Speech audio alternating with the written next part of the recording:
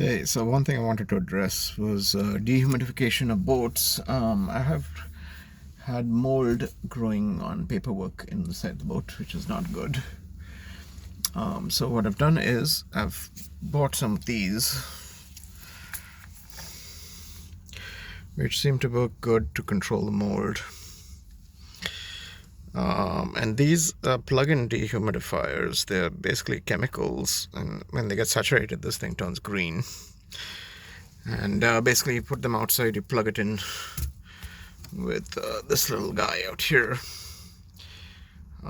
which opens up to power cord, and that basically heats up the chemicals in there and exhausts the moisture. So basically shove them in, they'll basically work on their own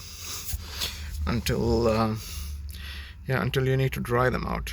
I typically shove them in there. I've got these dual lock strips, so they work pretty good as well.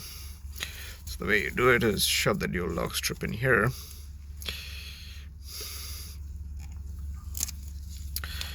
and basically I've set up since the waters inside the boat are cramped, I've set up a little shower 3M thingy which does that.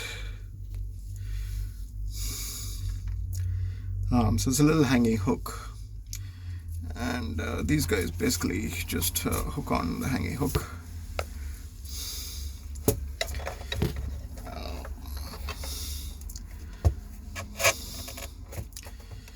And then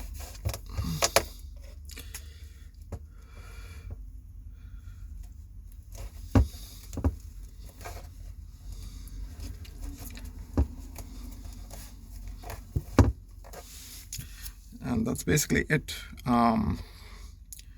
Until I need to dehumidify them, then you just reverse the process, since they're velcroed in together along with the hook for preventing it falling out. Those things are on pretty good.